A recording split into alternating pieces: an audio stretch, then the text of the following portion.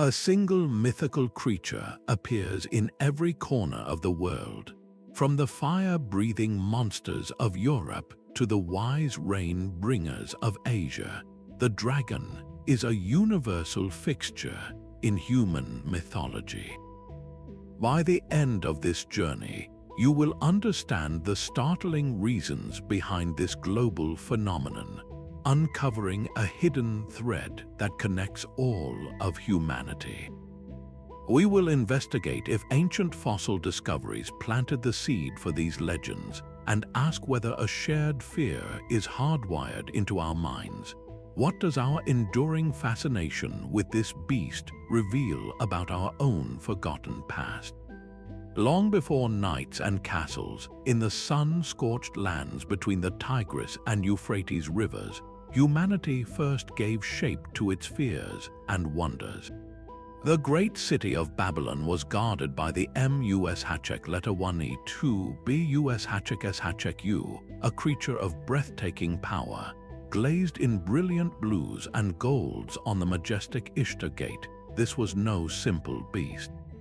It was a living mosaic of the natural world's most formidable parts, a serpent's body slithering with the powerful forelegs of a lion and the deadly hind legs of an eagle. This was not a monster to be slain, but a sacred companion to the god Marduk. It represented the ultimate triumph of order over chaos, a divine protector fashioned from the very essence of the wild. By fusing these dominant animal forms, the Mesopotamians were doing more than inventing a myth. They were constructing a symbol of absolute authority, a conceptual container for all the untamable forces of their world. This ancient impulse to create a composite being of supreme power reveals the dragon's original role in the human psyche. It was a primal archetype born from the need to give a name and a face to the overwhelming and the unknown. And as this idea traveled, it found a new home along the fertile banks of the Nile, where another civilization was weaving its own serpentine tales. Far to the south, along the life-giving Nile, the dragon took on a far more sinister and cosmic role. Here, the ultimate enemy was not a beast to be displayed on a gate, but a serpent of pure chaos known as Apep. Each and every night, as the sun god Ra sailed his bark through the terrifying realm of the underworld, Apep would rise from the primordial waters to attack. This was not a singular battle, but a daily, eternal struggle. The Egyptians believed that if their priests did not perform the correct rituals, if Apep were ever to succeed in devouring Ra, the sun would not rise, and the entire universe would plunge back into the formless void from which it came. This dragon was the very definition of existential threat. They visualized Apep as a colossal snake, so massive it could coil around the world, a form that perfectly captured the endless, cyclical nature of this conflict. Its existence was essential, for without this constant struggle against chaos, the concept of Maat, the divine order of the cosmos, had no meaning.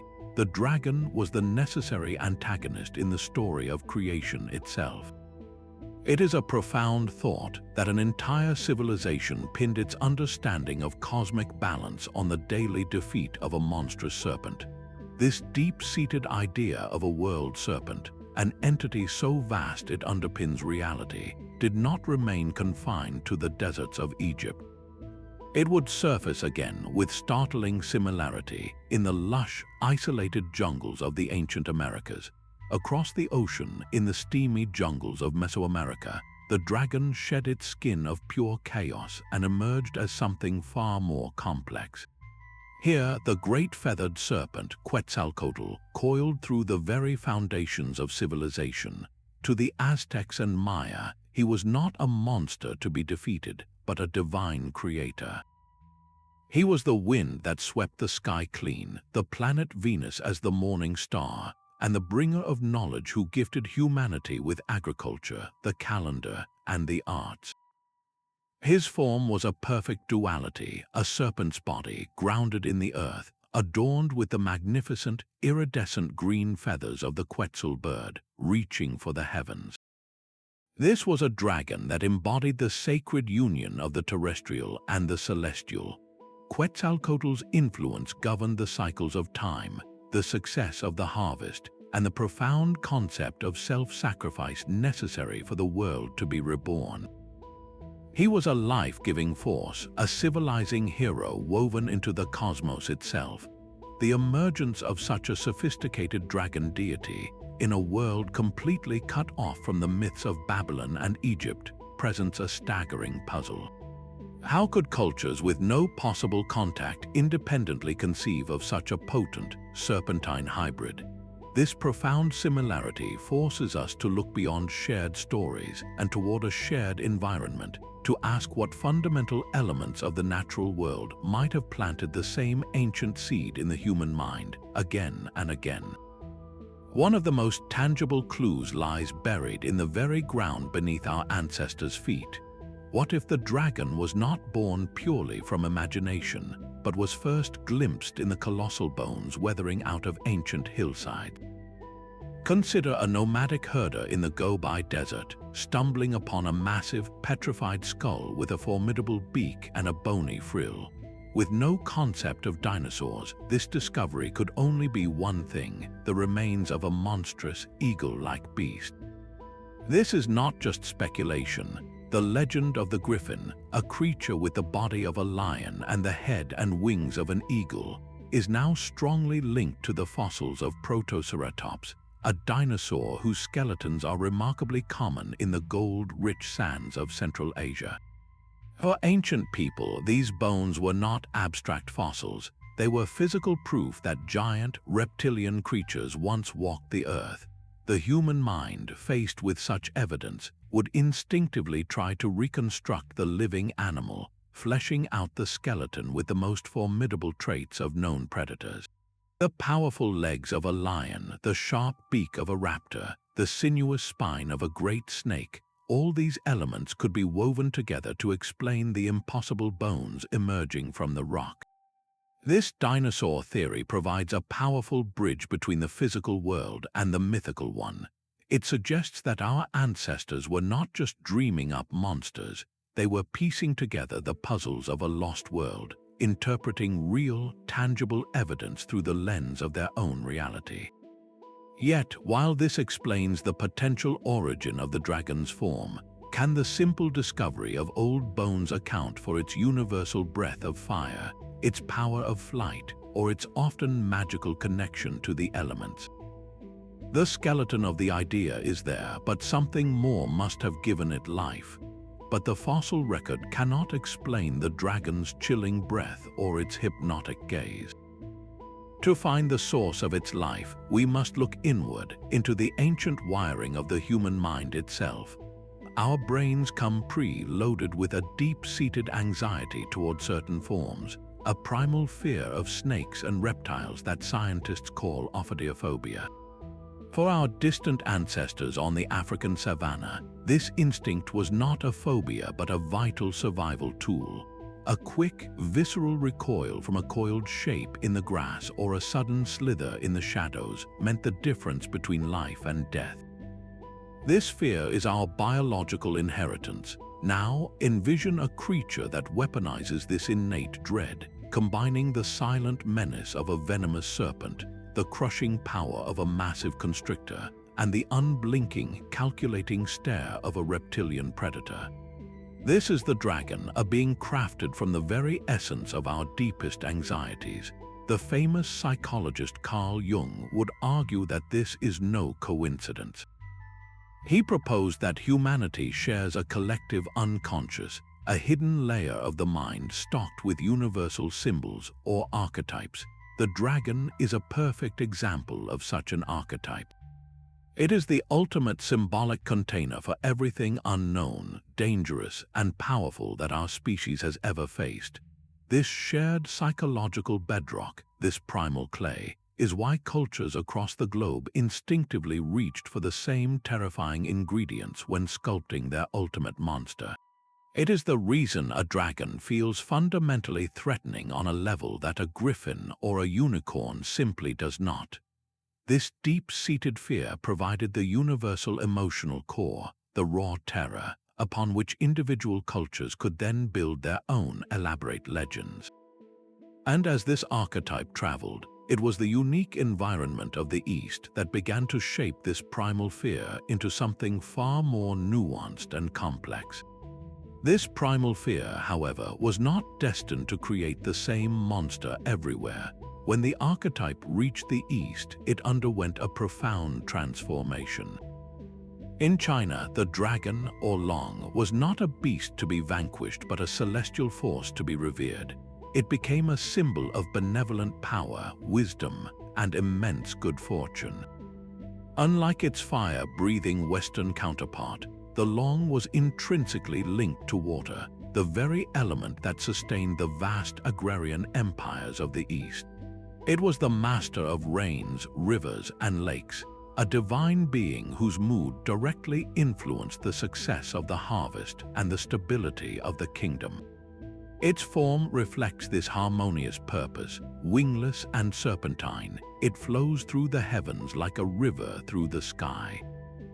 Ancient texts describe it as a composite of 9 different animals, incorporating the horns of a deer, the head of a camel, the eyes of a demon, the neck of a snake, the belly of a clam, the scales of a carp, the claws of an eagle, the paws of a tiger, and the ears of a cow. This was not a creature designed for terror, but a living embodiment of the natural world's unity and balance. So sacred was this being that the Chinese emperor himself was considered the son of heaven, a direct descendant of the dragon, his throne a mandate governed by this celestial power. This dramatic divergence from the Western model reveals a crucial truth about the dragon archetype.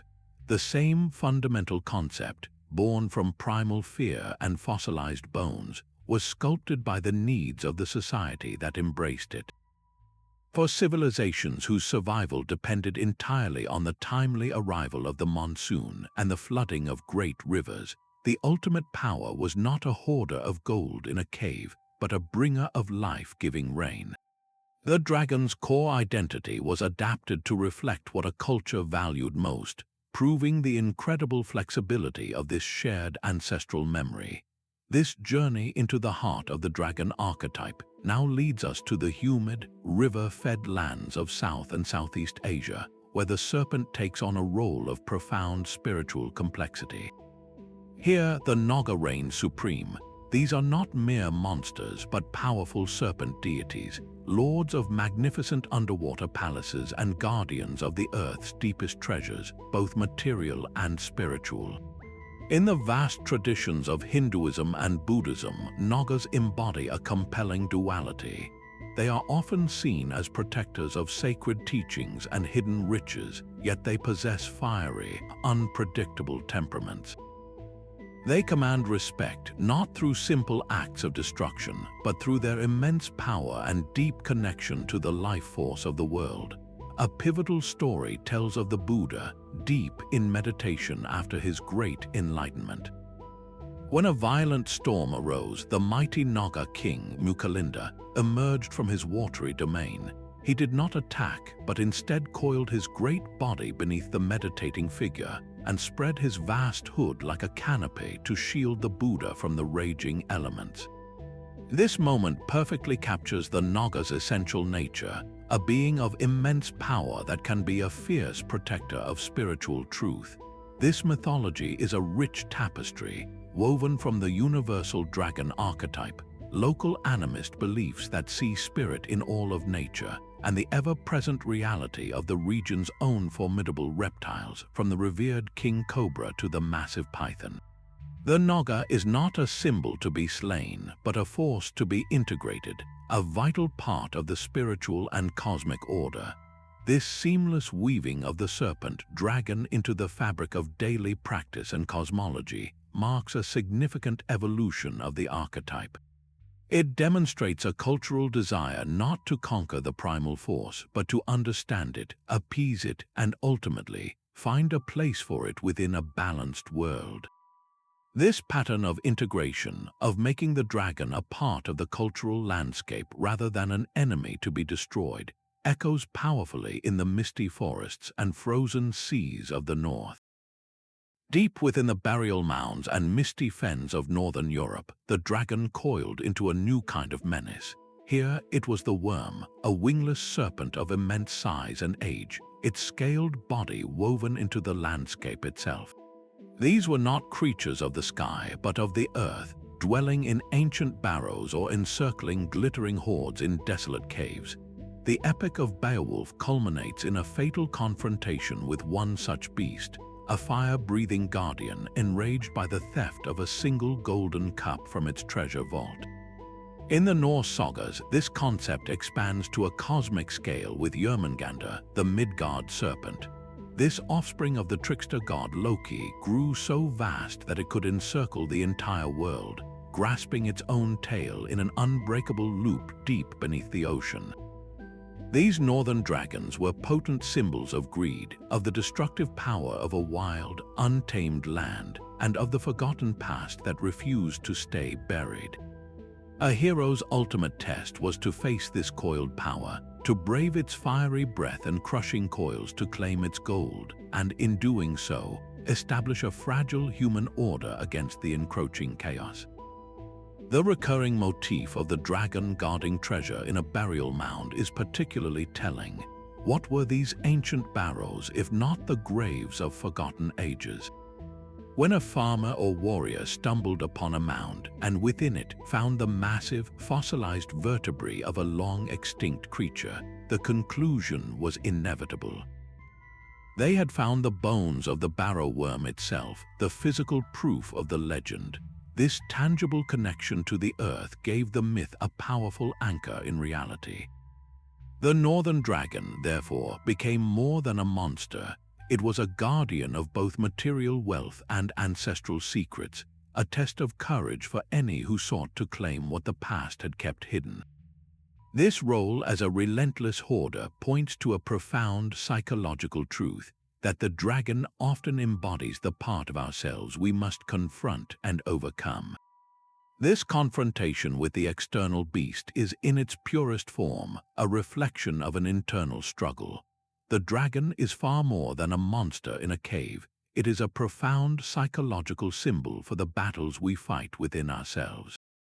In the landscape of dreams and modern therapy, to face a dragon is to confront a deep-seated fear, a hidden trauma, or a powerful, unconscious part of our own psyche that we have locked away. The act of slaying the beast, then, is not about destruction, but about integration and transformation. It represents the difficult, often terrifying process of overcoming these internal challenges to achieve what the psychologist Carl Jung called individuation, the journey toward becoming a whole, self-realized person. From this perspective, the shared ancestral memory of the dragon might not be a recollection of a literal creature, but a universal echo of a necessary human process, the timeless journey of confronting and integrating our own shadow selves. The dragon is the ultimate obstacle that stands between us and our treasure, whether that treasure is a hoard of gold or the invaluable prize of self-knowledge. This internal battle is perfectly mirrored in our most enduring legends. Consider the story of Beowulf. His final, fatal fight with the dragon is not merely a battle against a greedy monster. It is the confrontation of an old king with his own mortality, the consequences of a long life of rule, and the lingering shadows of his past glory. The dragon he faces is, in a very real sense, the embodiment of everything he can no longer control, including his own death. The treasure it guards is not just gold, but the legacy he leaves for his people. This interpretation transforms the dragon from a simple antagonist into a necessary, if brutal, teacher. The archetype forces us to ask a difficult question. What is the dragon you are refusing to face? What internal hoard of wisdom or strength lies protected by your own fear, anger, or pride?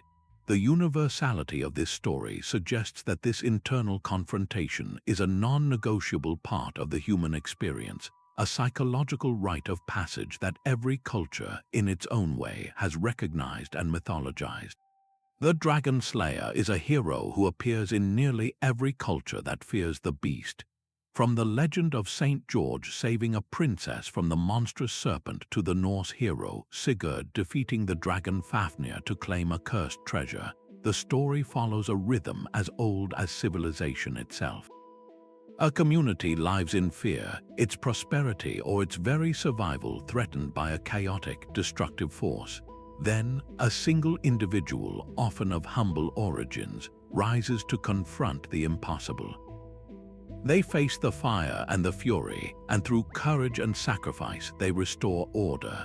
This narrative is far more than simple entertainment.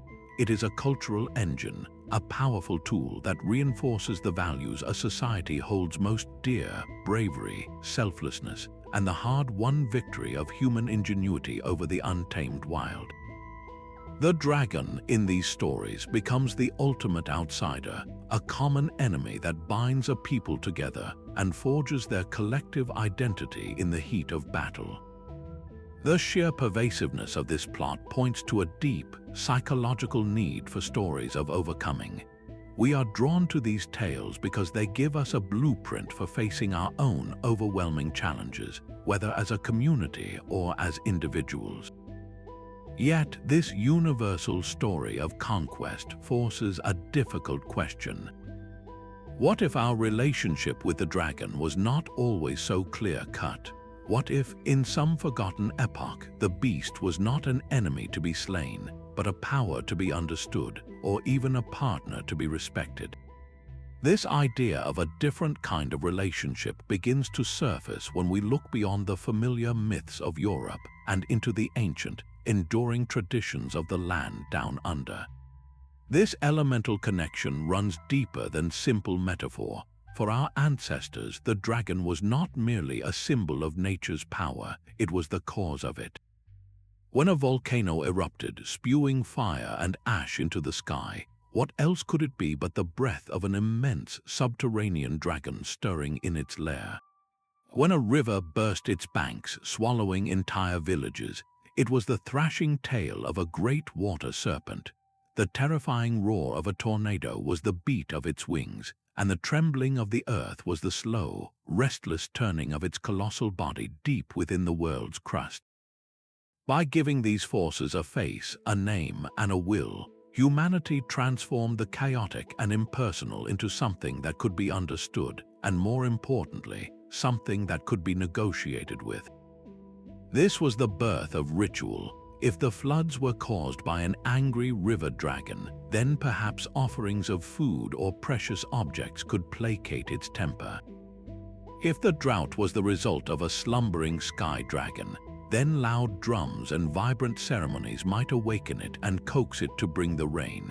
This personification granted our ancestors a crucial, if fragile, sense of agency in a world that was overwhelmingly powerful and unpredictable. The dragon became the ultimate explanation for the sublime terror of the natural world, a being whose moods dictated the fate of civilizations. This shared experience of being at the mercy of the elements is another powerful thread in the global tapestry of the dragon myth. From the volcanic landscapes of the Mediterranean to the typhoon-lashed coasts of Asia, every culture lived with the constant reminder of nature's dominance. The dragon was the story they told to make sense of that reality, a primal and universal attempt to find meaning in the storm. Within the secret laboratories and coded manuscripts of the alchemists, the dragon shed its scales of fire and became a symbol of something far more elusive. This was no longer a beast to be slain by a knight's lance, but a fundamental force to be deciphered and transformed. In Western esoteric traditions, the dragon represented the prima materia, the raw, chaotic first matter that held the potential for all creation.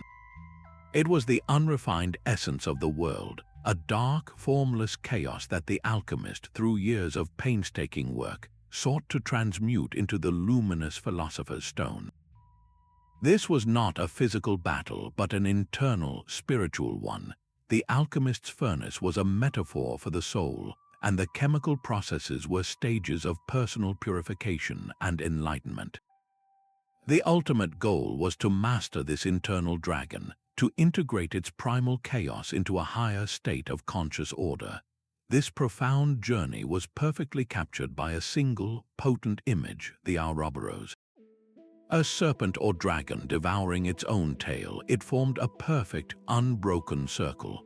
This symbol embodied eternity, the endless cycle of life, death, and rebirth, and the fundamental unity of all opposites. The dragon was both the devourer and the devoured, the beginning and the end. In this esoteric context, the archetype reached its most refined form. It was no longer merely a monster of the external world or the human psyche, but a key to understanding the very fabric of reality and the self. This sophisticated philosophical interpretation demonstrates the incredible malleability of the dragon symbol. It had evolved from a chaotic serpent of the underworld to a civilizing feathered serpent, and now to a diagram of cosmic unity. Such a complex and widespread symbol could not have sprung up in isolation. Its presence in alchemical texts, Buddhist tales, and Mesoamerican temples forces a critical question. How did this idea travel? Was it carried along ancient trade routes by merchants and storytellers? Or does its persistence point to a source buried even deeper in our shared humanity? Yet another possibility threads its way through history, not in the human mind, but along the dusty tracks of the Silk Road.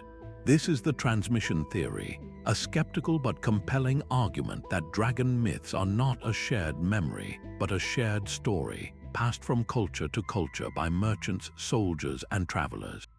Along these ancient highways, goods were not the only things traded. Stories were a precious commodity. A Persian merchant might describe the great serpentine beasts of his homeland to a Chinese trader over a campfire.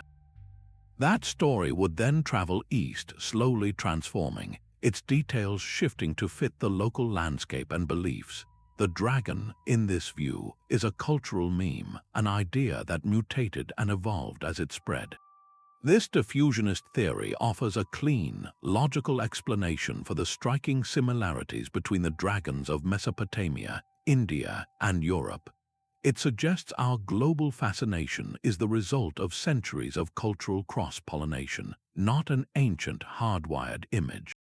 But this elegant theory hits a formidable roadblock when it reaches the shores of the Americas.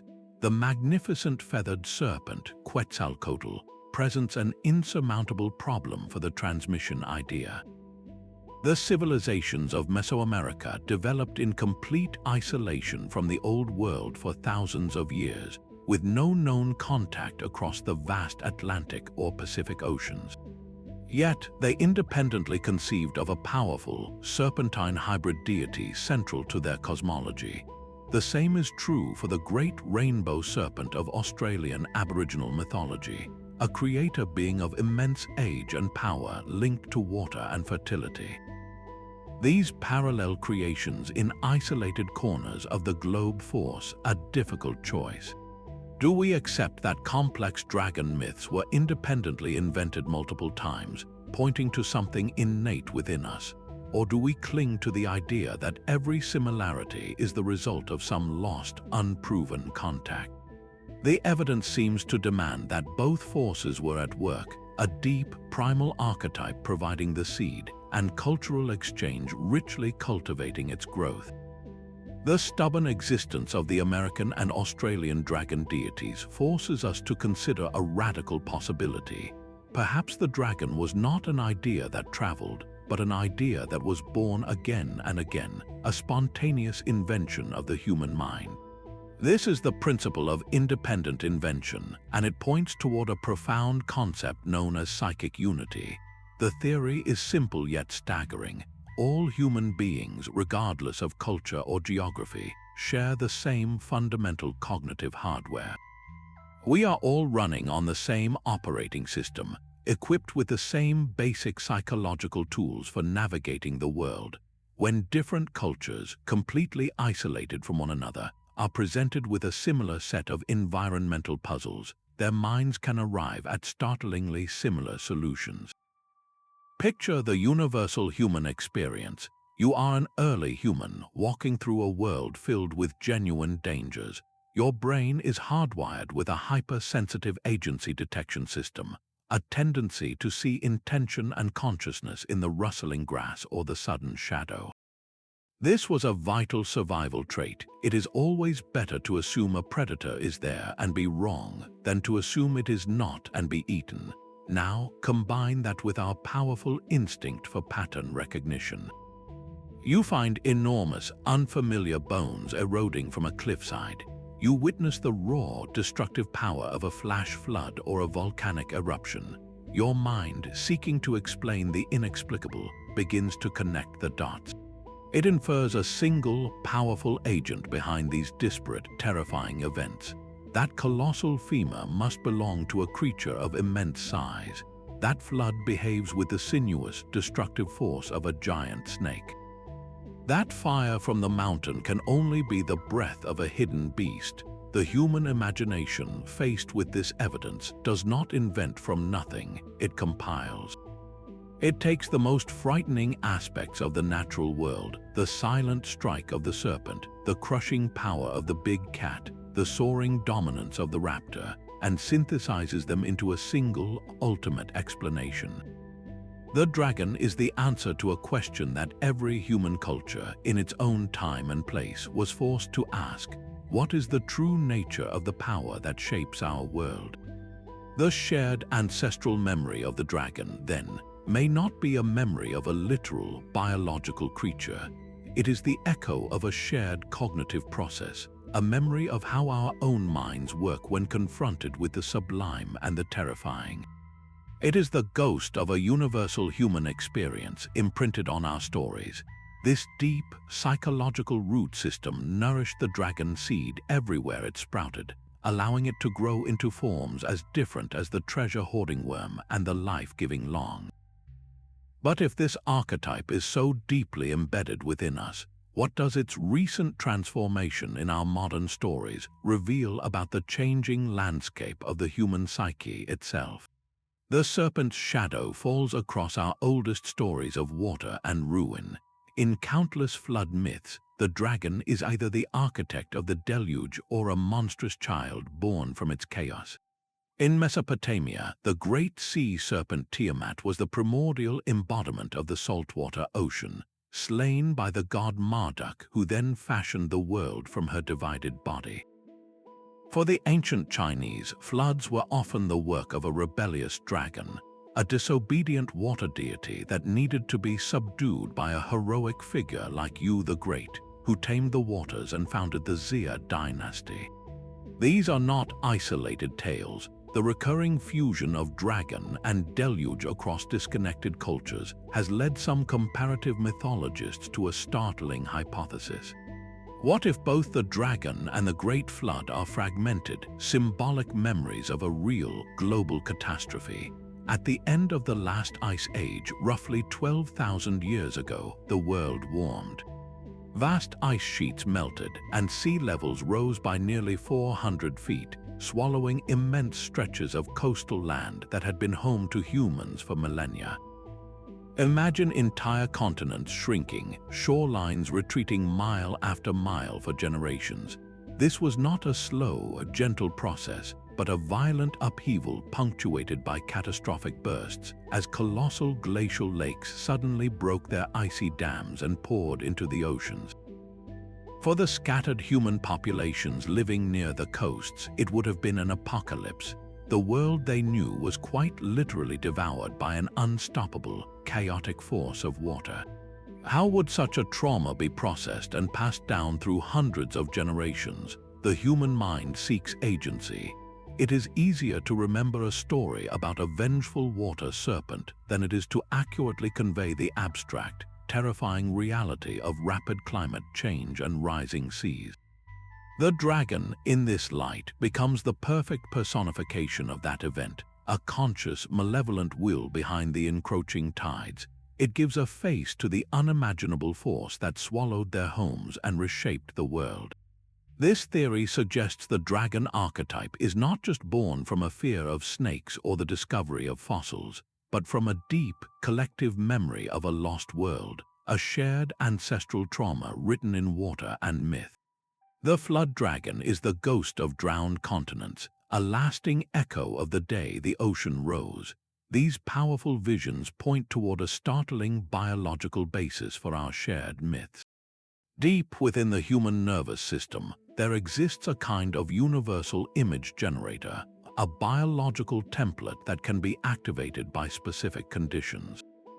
When a shaman enters a profound trance state, whether through rhythmic drumming, fasting, or the use of sacred plant medicines, this internal projector often flickers to life. And what appears time and again is a great serpent. Anthropologists and researchers studying consciousness have documented these experiences across the globe. In the Amazon, the ayahuasca vine is revered as a cosmic serpent, a teacher that imparts healing and wisdom. Among Siberian shamans, the serpent is a spirit ally that guides the soul through other realms. These are not random hallucinations. They are structured, coherent encounters with intelligent beings that share a remarkable resemblance to the dragons of myth. The experience is so consistent that it suggests a hardwired capacity within our own brains. This shared neurobiology could be the ultimate source of the ancestral memory. The dragon may be a fundamental symbol encoded in the very structure of our consciousness, a primal image that surfaces when the filters of ordinary perception are lifted. It becomes the default representation for encountering raw, untamed power on a spiritual plane. This does not diminish the reality of these experiences for those who have them. Instead, it suggests that the human mind, when pushed to its frontiers, consistently translates an overwhelming, transcendent force into a form we are evolutionarily prepared to understand, the form of the great serpent or dragon. This biological lens offers a profound reconciliation. It means that the fossil bones gave the myth its body, the primal fears gave it its emotional charge, and the shamanic vision gave it its spirit and its cosmic significance. All these threads are woven together on the loom of the human brain, creating a tapestry so compelling that it has captivated our species since the dawn of time. This literary crystallization of the dragon occurred in the scriptoriums of medieval monasteries. Here, within the pages of illuminated bestiaries, the creature was granted a new kind of authority. These were not mere storybooks, but encyclopedic volumes intended to document all of God's creation, blending observable nature with moral allegory. When a monk meticulously painted a dragon beside a panther or an elephant, he was making a profound statement. He was asserting that this serpentine beast was as real as any other animal, a factual part of the world's divine order. The Aberdeen Bestiary, for instance, does not present the dragon as a myth. It describes its biology with sober certainty, noting its small mouth and how it kills elephants by coiling around them, a detail borrowed from ancient Roman texts. This scientific treatment in a pre-scientific age was transformative. By giving the dragon a documented anatomy and specific behaviors, these manuscripts codified its image, freezing a fluid archetype into a specific, terrifying form. The bestiaries did more than just describe. They seamlessly wove classical lore into a new Christian framework. The dragon was no longer just a monster from a pagan fable. It became the physical embodiment of Satan, the serpent from the Garden of Eden, grown to apocalyptic proportions. Its defeat by saints like George was not just a hero's tale, but a cosmic allegory for the triumph of faith over sin. This powerful fusion of classical monster and religious adversary cemented the dragon's role as the ultimate antagonist in the Western mind. It demonstrates how a flexible, universal symbol can be captured and refined by a specific culture, transforming a shared ancestral memory into a precise cultural icon that would echo through the ages, right down to the dragons we know in our stories today. The dragon's ancient fire now burns brightly on the silver screen and in the pages of modern fantasy, reimagined for a new era. Think of Smaug, the colossal worm of Erebor, whose voice drips with ancient cunning and a bottomless greed that feels chillingly intelligent. He is not a mindless beast, but a calculating hoarder of treasure, a character whose pride and malice are as formidable as his fiery breath. This shift from monster to personality is even more profound in stories like How to Train Your Dragon. Here, the dragons are not enemies to be slain, but misunderstood creatures capable of forming deep bonds of friendship and loyalty. Toothless acts less like a wild animal and more like a playful, intelligent pet with his own will and emotions. This transformation in our storytelling is incredibly revealing. It signals a profound change in our collective psyche. For much of history, the unknown was a threat to be eliminated.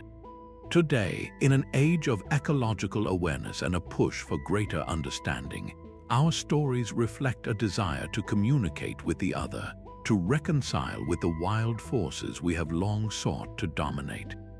The dragon is no longer just a symbol of the chaos outside our walls. It has become a mirror for our own capacity for empathy and connection.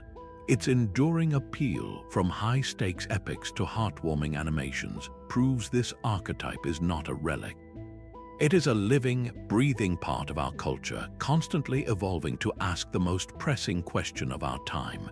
Can we learn to live with the giants, both real and imagined, that we once only knew how to fear? This longing for a world where myth and reality intertwine finds a passionate home in the field of cryptozoology. Here, the dragon is not an archetype or a psychological symbol, but a potential candidate for a real, biological creature. Cryptozoologists ask a provocative question: what if the global consistency of dragon descriptions points not to a shared dream, but to a shared predator, a magnificent species that has since vanished from the Earth? The proposals are as creative as they are controversial. Some suggest a surviving species of dinosaur, perhaps a pterosaur that soared through ancient skies, its leathery wings casting terrifying shadows. Others theorize about a giant, unknown reptile, a Komodo dragon writ large, possessing unique biological adaptations. The most tantalizing speculation involves the creature's most famous trait, its fiery breath. Could a dragon have harbored specialized organs, like those of a bombardier beetle, that mixed volatile chemicals to create a searing, explosive spray? Or perhaps it generated flammable methane through its digestion, igniting the gas with a spark from grinding teeth or claws on stone. While mainstream science finds no fossil evidence for such an animal, pointing out the immense biological and energetic challenges, the persistence of these theories is what truly matters. They reveal a profound and very human desire. We are not just content to analyze the myth, we secretly hope that it was once real. This speculation represents a deep longing for a more wondrous world, a planet where the greatest stories our ancestors told were not just fables, but faded memories of a time when giants truly walked the land. Perhaps the dragon was never remembered at all, but was instead inevitable. Cognitive scientists offer a fascinating lens for this idea, the concept of a cognitive attractor. Our minds are not blank slates, they come with pre-existing biases, drawn to certain patterns and concepts that are simply more compelling and easier to remember. The dragon is the ultimate cognitive attractor. It functions as a super stimulus for our threat detection systems. Think of it as a perfect storm of danger signals, a composite that hijacks our primal attention. The glint of scales triggers our fear of reptiles. The massive claws and teeth echo every large predator our ancestors ever fled. The sheer size alone communicates an overwhelming power. This is not a random monster, it is a concentrated dose of every feature our brains are hardwired to notice and avoid. Because it bundles so many threats into a single, memorable package, the concept of the dragon is incredibly sticky. It is catchy for the human brain, easily grasped, effortlessly recalled, and perfectly designed for transmission across campfires and generations.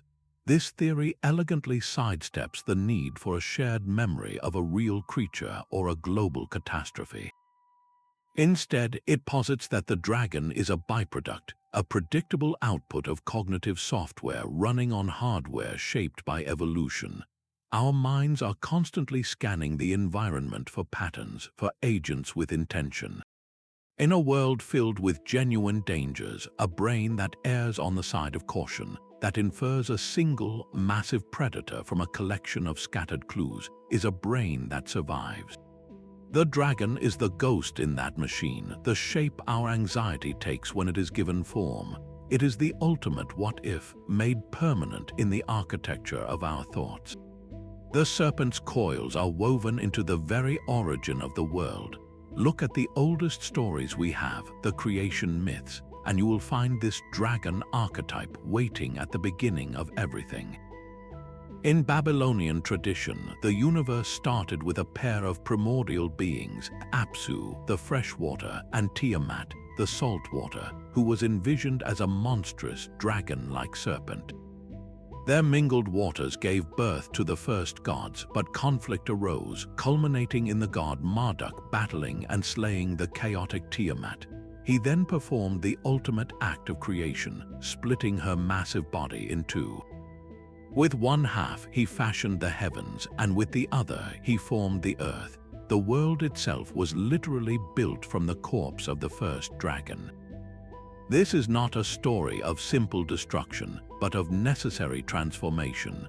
Order and structure could only be established by subduing the raw, undifferentiated chaos that Tiamat represented. This pattern is not confined to the Middle East. On the other side of the planet, the Aboriginal peoples of Australia speak of the rainbow serpent, a being of immense creative and destructive power. During the dream time, this great snake moved across the flat, featureless land, its massive body carving out the riverbeds and valleys as it traveled.